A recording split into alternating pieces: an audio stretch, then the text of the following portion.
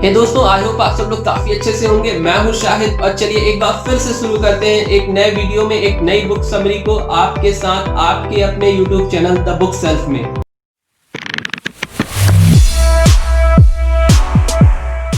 तो दोस्तों, क्या आपने कभी इस बात को नोटिस किया है कि हमारे भारत की 74% वेल्थ केवल भारत के 10% लोगों के पास है? या आपने कभी इस बात को नोटिस किया है कि इस दुनिया की 52% पॉपुलेशन वर्ल्ड के सिर्फ 2% कंट्रीज में रहती है? क्यों हम हमेशा अपने एग्जाम के पहले लोगों से इंपॉर्टेंट चैप्टर्स के बारे में पूछते हैं? या फिर क्यों हम ज्यादातर टाइम अपने कुछ फेवरेट सॉन्ग्स को ही सुनते रहते हैं? क्या आपने कभी इस बात को नोटिस किया है कि लाइफ के हर एक जोन में कुछ ऐसी चीजें जरूर होती हैं जिन पर हमें औरों से ज्यादा ध्यान देना होता है? तो दोस्तों, 80-20 प्रिंसिपल आपको यह बताता है कि किस तरह से हमारी जिंदगी में हम कुछ चीजों पर ज्यादा ध्यान देकर अपनी लाइफ को पहले से बहुत बेहतर बना सकते हैं। एक लाइन में अगर इसे समझें तो 80-20 प्रिंसिपल हमें बताता है कि हमारी जिंदगी का 80% रिजल्ट हमारे द्वारा किए गए 20% एफर्ट से आता है। एक बार फिर से सुनते हैं इसे। हमारी जिंदगी का 80% रिजल्ट हमारे द्वारा किए गए 20% एफर्ट से आता है। इसलिए हमें उन 20% एफर्ट्स पर ज्यादा ध्यान देना चाहिए और उन पर ज्यादा फोकस करना चाहिए, और बाद में हमें उन 80% कामों पर ध्यान देना चाहिए जो हमारी लाइफ को कम अफेक्ट करते हैं। इसके कुछ और एग्जांपल देखते हैं। जैसे हमारी जिंदगी के 80% टाइम हम 20% कपड़े पहनते हैं। एग्जाम में आने वाले 80% क्वेश्चन 20% चैप्टर्स से आते हैं। बॉक्स ऑफिस पर 80% रेवेन्यू 20% मूवीज जनरेट करती हैं। दुनिया में होने वाले 80% क्राइम 20% लोगों के द्वारा किए जाते हैं। दुनिया में मिलने वाले 80% पेशेंट 20% बीमारियों के होते हैं। ये लिस्ट इतनी लंबी है कि ये कभी खत्म ही नहीं होने वाली है। अब देखिए, यहाँ पर परसेंटेज 80-20, 70-30 या 90-10 हो सकता है, लेकिन इस प्रिंसिपल का मतलब यह है कि हमारे द्वारा किए जाने वाले काम और उनसे मिलने वाले रिजल्ट में कभी भी लीनियर रिलेशनशिप या प्रोपोर्शनल रिलेशनशिप नहीं होती है। इस प्रिंसिपल को सबसे पहले 1897 में famous Italian economist Vilfredo Pareto ने डिस्कवर किया था, और वर्ल्ड वॉर 2 के बाद यह प्रिंसिपल काफी ज्यादा फेमस हो गया था। कहते हैं कि 1960 से 1990 के बीच में जापान की इकोनॉमी में जो बूम आया था वह जापानियों द्वारा इसी प्रिंसिपल को स्ट्रिक्टली फॉलो करने पर हुआ था। दोस्तों, ये बातें मैं आपको रिचर्ड कोच की बुक 80-20 प्रिंसिपल से बता रहा हूँ। इसे मैंने Amazon से 440 रुपीज में खरीदा है और इसमें करीब 320 पेजेस हैं।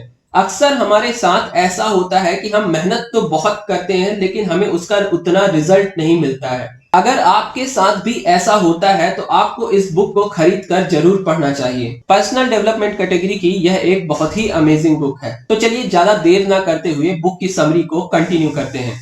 तो दोस्तों, अब हम देखेंगे कि हमें 80-20 प्रिंसिपल को अपनी जिंदगी के किन जोन्स में और किस तरह से अप्लाई करना है। इसके लिए आपको कुछ इंपॉर्टेंट स्टेप्स को फॉलो करना होगा। तो चलिए हम उनकी बात करते हैं। Number 1, get clear on what you want. अक्सर लोग अपनी जिंदगी का बहुत बड़ा टाइम उन चीजों को करने में बिता देते हैं जिनको वह करना ही नहीं चाहते हैं।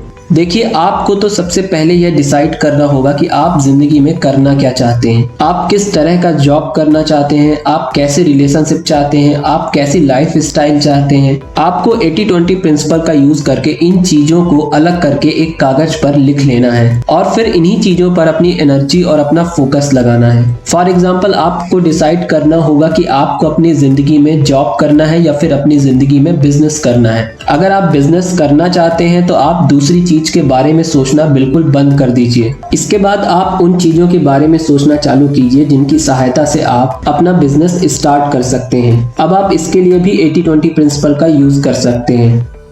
Number 2, time revolution. देखिए, दुनिया में एक बहुत बड़ा मिथ है कि हम जितना ज्यादा काम करेंगे हमें उतना ही ज्यादा रिजल्ट मिलेगा। पर एक रिसर्च में यह पाया गया है कि अगर आप अपने इम्पोर्टेंट 20% काम को करने में डबल टाइम देते हैं तो ना केवल आप अपने रिजल्ट को 60% तक बढ़ा सकते हैं, बल्कि आप अपने काम को जल्दी खत्म करके काफी टाइम रिलैक्स करने के लिए भी निकाल सकते हैं। बस आपको अपने काम के उन 20% टास्क को आइडेंटिफाई करना है जो आपके काम के रिजल्ट को सबसे ज्यादा अफेक्ट करते हो। ऐसा करने पर हो सकता है कि आप दुनिया में सदियों से चलने वाले रिचुअल्स को अनदेखा कर रहे हो, जो कहता है कि आपको ज्यादा काम ही ज्यादा रिजल्ट दे सकता है। लेकिन देखिए, दुनिया से अलग दिखने में ना डरना नहीं है। लोग पहले तो आप पर हंसेंगे, लेकिन बाद में वह आपको ही फॉलो करने लगेंगे।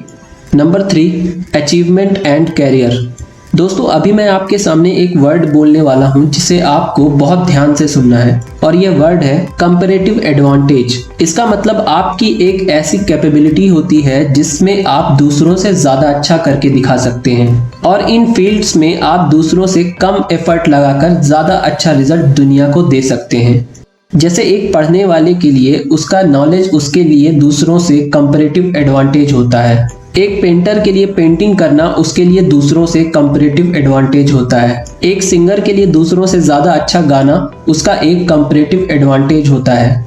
आपको 80-20 प्रिंसिपल अप्लाई करके उस कंपैरेटिव एडवांटेज को अपने अंदर सर्च करना होगा।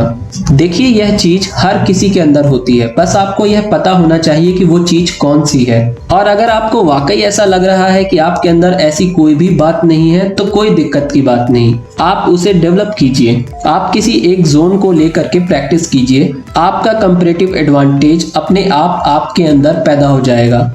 Number 4, applying this rule to create wealth. Obviously मेरे वीडियो देखने वाले यह बात अच्छी तरह से जानते होंगे, यह मेरा सबसे फेवरेट पार्ट है। देखिए, एक बात को तो आपको मानना ही होगा कि दुनिया में 80% वेल्थ क्रिएशन या तो बिजनेसमैन या फिर इन्वेस्टर के द्वारा किया जाता है। अब चाहे आप इस बात को मानिए या फिर ना मानिए, पर जॉब करने वाले और सेल्फ एम्प्लॉयड प्रोफेशनल्स कभी भी बड़ी वेल्थ क्रिएट नहीं कर पाते हैं। तो अपने आप को आप इन दो कैटेगरी में लाने के लिए कोशिश कीजिए। अगर आप बिजनेस करना चाहते हैं तो सबसे पहले आप अपने लिए एक सही बिजनेस फील्ड को चुनिए और उसमें आप सबसे अच्छा करके दिखाने की कोशिश कीजिए। इसके बाद आप अपने पैसों को मल्टीप्लाई होने के लिए काम पर लगाइए। एक अच्छी इन्वेस्टमेंट स्ट्रेटजी को चुनिए जो आपकी पर्सनालिटी को सूट करती हो, और उसमें लॉन्ग टर्म के लिए इन्वेस्ट कीजिए। जनरली लोग उन फील्ड के बारे में ज्यादा अच्छे से जानते हैं जिनमें वह काम करते हैं। अगर आप एक डॉक्टर हैं तो आपके लिए हेल्थ केयर सेक्टर ऐसा सेक्टर होगा जिसके बारे में आप ज्यादा जानते होंगे।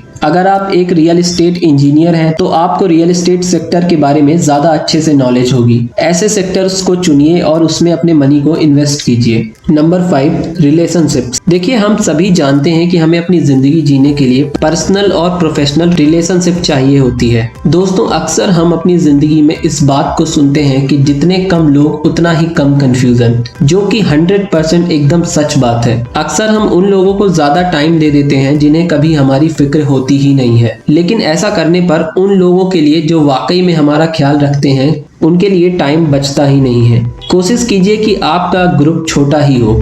जरूरी नहीं कि आपके जिंदगी में 10 दोस्त होने चाहिए। देखिए, जिंदगी जीने के लिए ना बस एक दोस्त ही काफी होता है जो आपको आपके मुसीबत के टाइम में अकेला ना छोड़ता हो। इससे आपका ना केवल समय बचेगा बल्कि आपका लोगों पर ट्रस्ट भी बना रहेगा।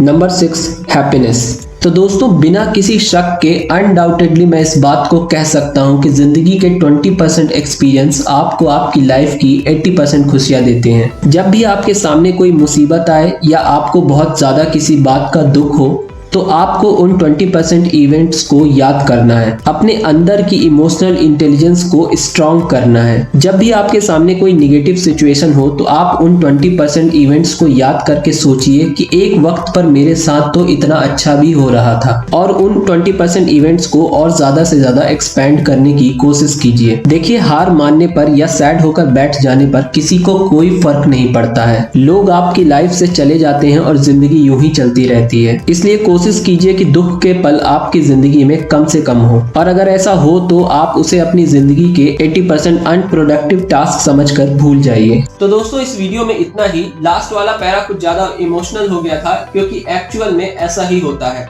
अब जब तक मैं इस वीडियो को समराइज करता हूँ, आप इस वीडियो को लाइक कर दीजिए, और अगर आपको यह वीडियो अच्छा लगा हो तो एक अच्छा सा कमेंट जरूर कर दीजिएगा। सबसे पहले हमने इस वीडियो में इस बात को देखा कि 80-20 प्रिंसिपल क्या होता है और हमें इसे क्यों फॉलो करना चाहिए। इसके बाद हमने यह बात डिस्कस की कि हमें अपनी लाइफ के किन जोन्स में और किस तरह से इस प्रिंसिपल को फॉलो करना है। इसके लिए हमें सबसे पहले यह पता होना चाहिए कि आखिर हम अपनी जिंदगी में करना क्या चाहते हैं। उसके बाद हमने देखा कि किस तरह से हम अपनी लाइफ में 80-20 प्रिंसिपल को अप्लाई करके कम वक्त में ज्यादा अच्छा रिजल्ट पा सकते हैं। इसके बाद हमने देखा कि किस तरह से हम अपनी लाइफ में इस प्रिंसिपल को यूज करके अपने कैरियर और अपने अचीवमेंट को बेहतर तरीके से सेलेक्ट कर सकते हैं। देन बात आती है कि हम 80-20 प्रिंसिपल का किस तरह से वेल्थ क्रिएशन और इन्वेस्टमेंट डिसीजन लेने में यूज कर सकते हैं। इसके बाद हमने रिलेशनशिप में इस प्रिंसिपल के इंपॉर्टेंस को डिस्कस किया और सबसे अंत में हमने इस बात को डिस्कस किया कि हमें अपनी जिंदगी के 20% सबसे बेस्ट हैप्पीनेस वाले इवेंट्स को हमेशा याद रखना चाहिए। तो दोस्तों समय आ गया है आपसे विदा लेने का। एक बार फिर जल्दी मिलता हूं आपसे एक नए वीडियो में एक नई बुक समरी के साथ। तब तक आप अपना ख्याल रखिएगा। चैनल को सब्सक्राइब नहीं किया है तो सब्सक्राइब कर लीजिए और सब्सक्राइब कर लिया है तो बेल के आइकॉन को जरूर दबा दीजिए। इस वीडियो को पूरा देखने के लिए आपका बहुत बहुत शुक्रिया दोस्तों।